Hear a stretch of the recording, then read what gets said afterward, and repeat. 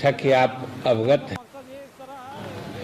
कि आज जो बिहार सरकार के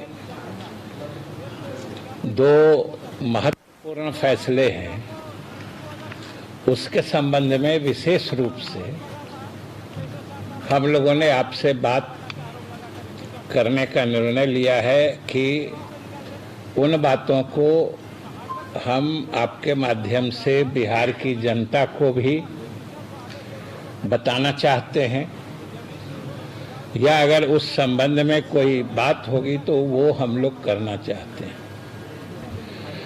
इसमें सबसे पहली बात जो बिहार सरकार और मुख्यमंत्री नीतीश कुमार जी के तरफ से बिहार के हित में और बिहार के लोगों के हित में लगातार समझिए कि पिछले लगभग 13-14 वर्षों से उठाई जा रही है, वो है बिहार को विशेष राज्य का दर्जा देने की बात। और ये आप सब न सिर्फ जानते हैं बल्कि आप लोग साक्षी हैं कि ये कोई बिहार की तरफ से या मुख्यमंत्री के तरफ से कोई नई बात या नई मांग, लेकिन वर्तमान परिप्रेक्ष्य भी इसका बहुत मजबूत है। आपको लगेगा कि फिर से हम लोग इसके भी कारण है कि आप सब जानते हैं कि अभी हम लोगों ने इस देश में न सिर्फ पहली बार बल्कि ऐतिहासिक रूप से जो आज तक पूरे देश में कहीं नहीं कभी नहीं हुआ था, विस्तृत जातीय गणना का काम पूरा कराया है। और जैसा कि मुख्यमंत्री ने कहा था कि इसमें न सिर्फ अलग अलग जातियों के लोगों की वास्तविक संख्या का आंकड़ा निकला है, बल्कि अलग अलग व्यक्तियों एवं उनके परिवारों के सामाजिक आर्थिक स्थिति से संबंधित आंकड़े भी स्पष्ट रूप से संकलित किए गए हैं। और ये मैं फिर से दोहराता हूँ कि ये देश में पहली बार हुआ है।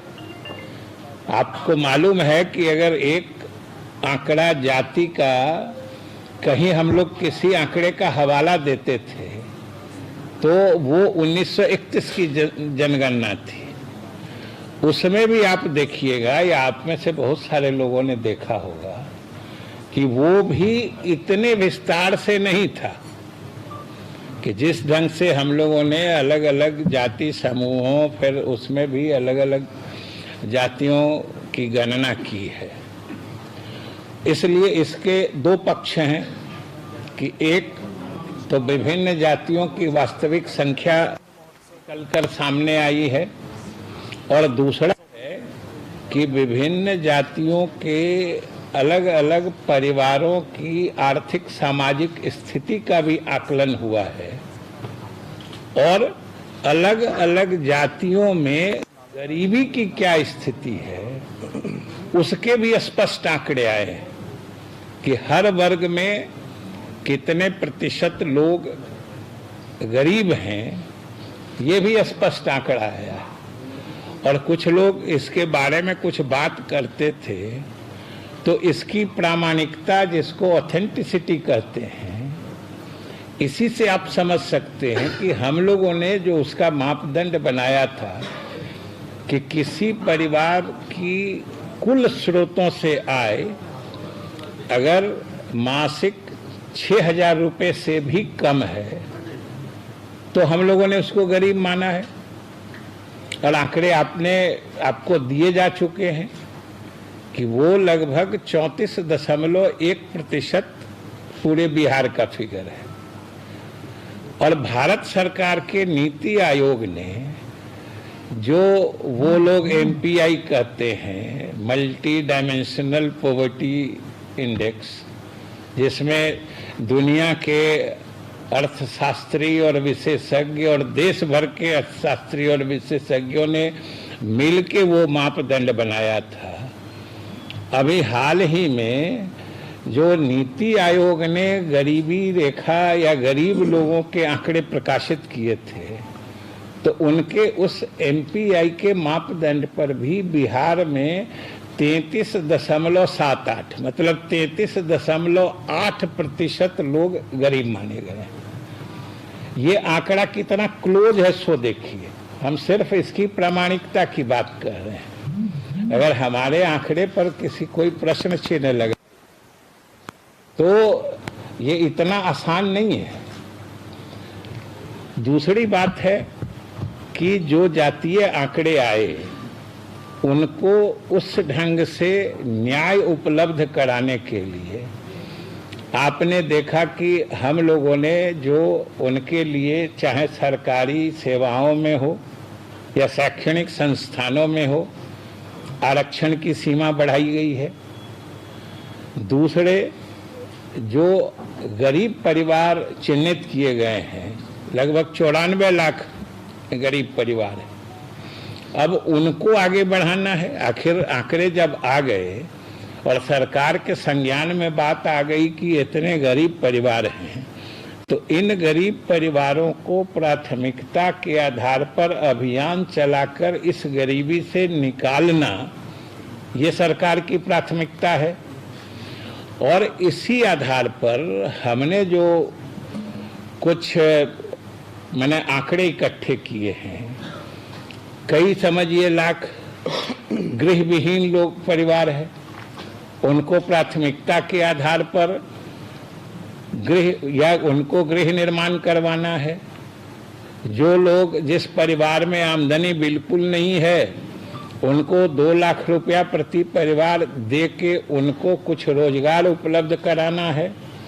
इन सब चीज़ों का जो आकलन किया गया है, तो लगभग समझिए कि इन सब चीज़ों को करने में 2.5 लाख करोड़ रुपए की आवश्यकता है, जिसको बिहार सरकार 5 वर्षों की अवधि में पूरा करना चाहती है।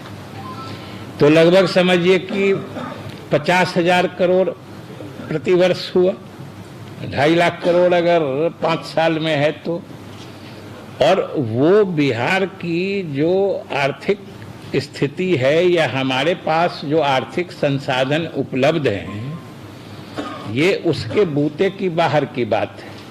हम सब लोगों को गरीबी रेखा से ऊपर उठाना चाहते हैं। इसलिए हम लोगों ने फिर से अब आंकड़ों के साथ हम किस लिए चाहते हैं, किस लिए मांगते हैं, हम विशेष राज्य का दर्जा मांगते हैं।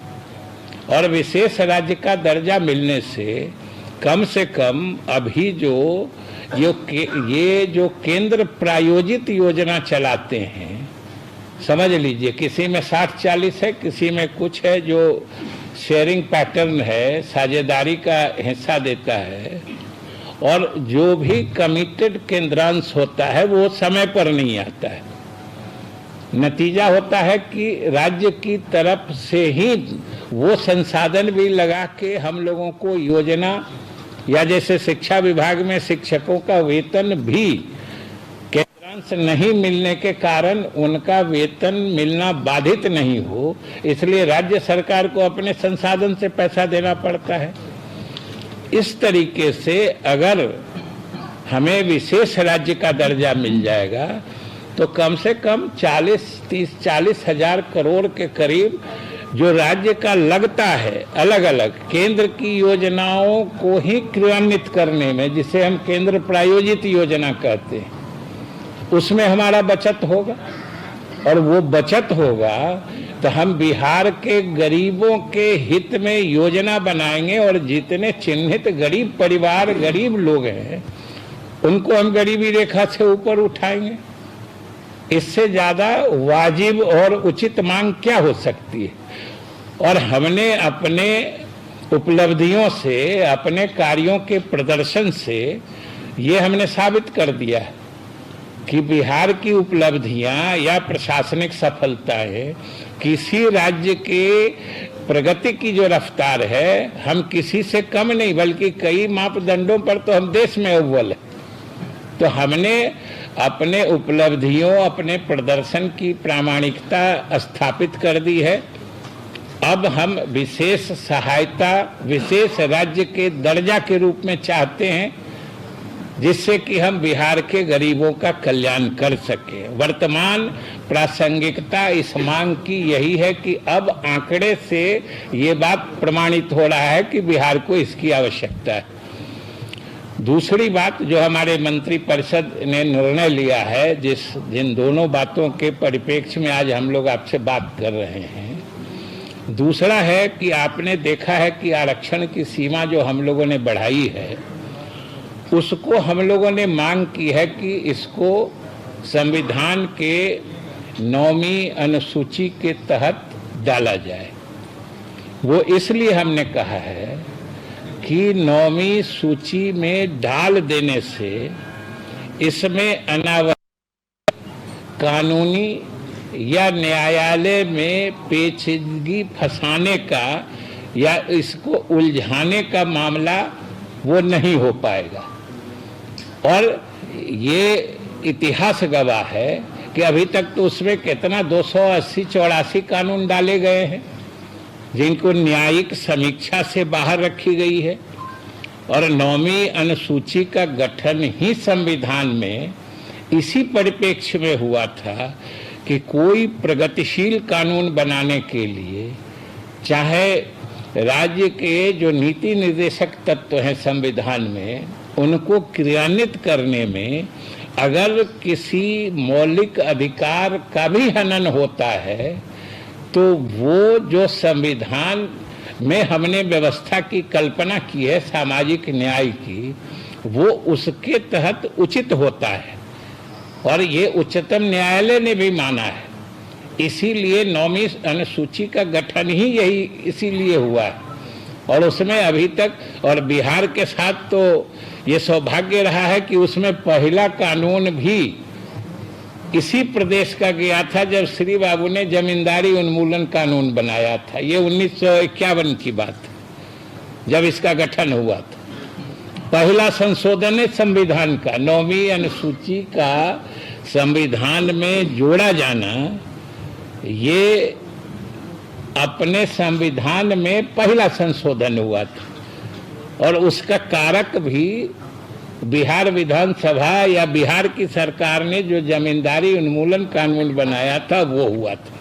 तो हम लोग ये चाहते हैं कि ये जो गरीबों के हित में न्याय करने के लिए, जो पिछड़े वंचित, चाहे दलित, महादलित, पिछड़े, अति पिछड़े हैं, अल्पसंख्यक हैं, या सवर्णों में भी जो गरीब लोग हैं, उनको न्याय दिलाने के लिए जो सरकार काम कर रही है, उसको अनावश्यक न्यायिक पछड़े में न फंसाया जाए, जिससे गरीबों को न्याय दिलाने में दिक्कत हो।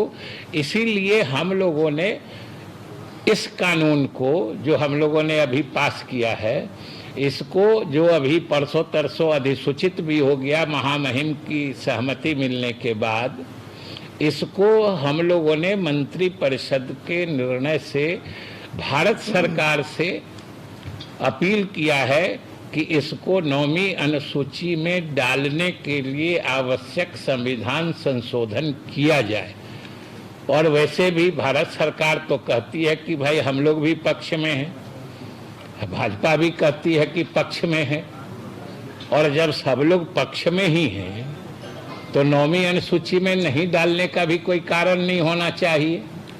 कि सब लोग पक्ष में हैं, तो कितने पक्ष में हैं, कितने दूर तक इस बात को मानते हैं, वो तो अब देखने की बात है।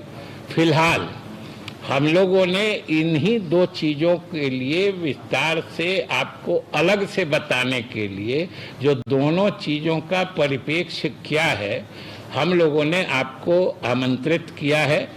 हम समझते हैं कि आप भी इससे सहमत होंगे और आपके माध्यम से बिहार के लोगों को या देश के लोगों को हम ये संदेश देना चाहते हैं। और मुख्यमंत्री जी तो बराबर कहते हैं कि भाई बिहार ने तो कर दिया है, अब आप पूरे देश में करिए, जहां नहीं होगा वहां के गरीबों पिछड़ों के प्रति न्याय नहीं होगा। इसलिए पूरे देश में होना चाहिए। इन्हीं शब्दों के साथ